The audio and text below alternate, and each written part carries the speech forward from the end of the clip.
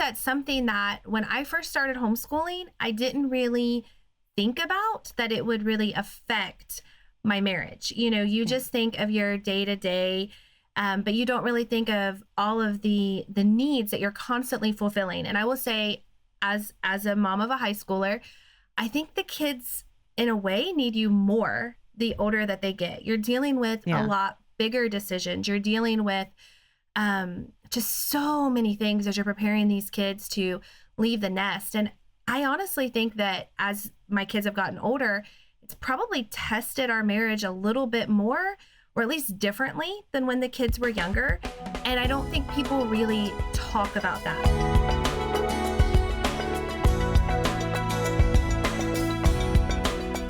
Let's talk about marriage again, because this is a topic that, of course, most homeschool moms, have the reality of marriage. And I think homeschooling can sometimes make marriage a little bit harder. Sometimes it can make it better and healthier. But sometimes as homeschool moms, because we've got kids at our feet all day long and tugging at us and just they're so needy. And I mean, that's the life of a mom and it's a wonderful life to have. But with having kids constantly needing us all day long, and it doesn't matter their age. I mean, it Mhm. seems like from, newborn all the way through high school. I mean, you've got a senior this year. They still need mama. Mhm. But then we've got husbands who also need us as well. And sometimes I know for myself, it is hard to find that balance of, okay, I'm mom, but I'm also wife. And it's not that one is more important than the other. They're both incredibly important. I mean, that's the most important Mhm. part of my world is being a wife and a mom. But how can we balance homeschooling and marriage at the same time and thrive in our marriages?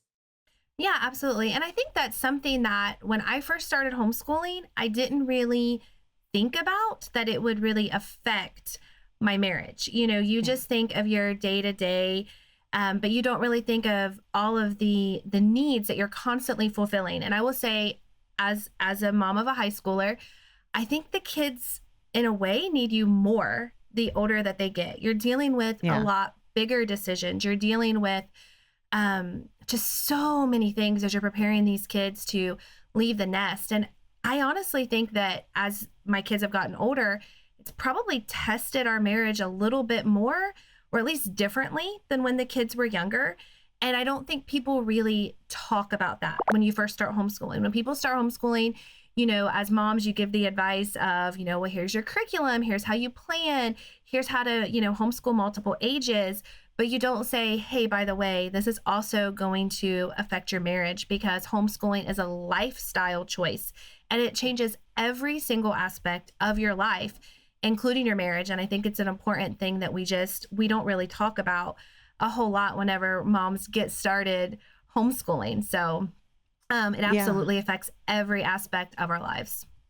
Yeah, I agree completely. And I appreciate that you say it's something that doesn't get talked about a lot because, we go to our co-ops and we go to our play groups and we do our thing.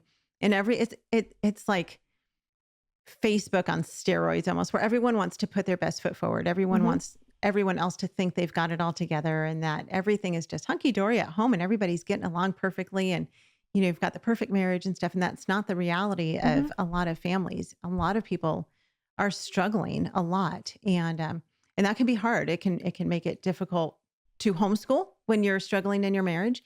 And it can make it difficult on your marriage when you homeschool.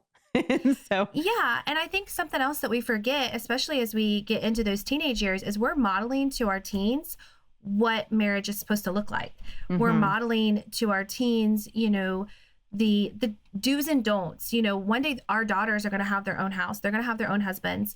They may end up homeschooling their own kids. And what are we modeling for them in our marriage, as we're living our lives out in front of our kids?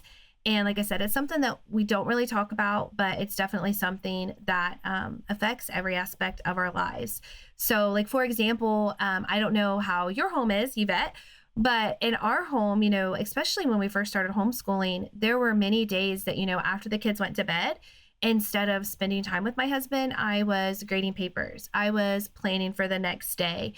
Um, I was talking about field trips. We'd go out on dates and I would just talk about the kids and homeschooling the kids. And it just takes up every ounce of your day and your time. And sometimes it's hard to shut off. Okay, I am no longer a teacher right now.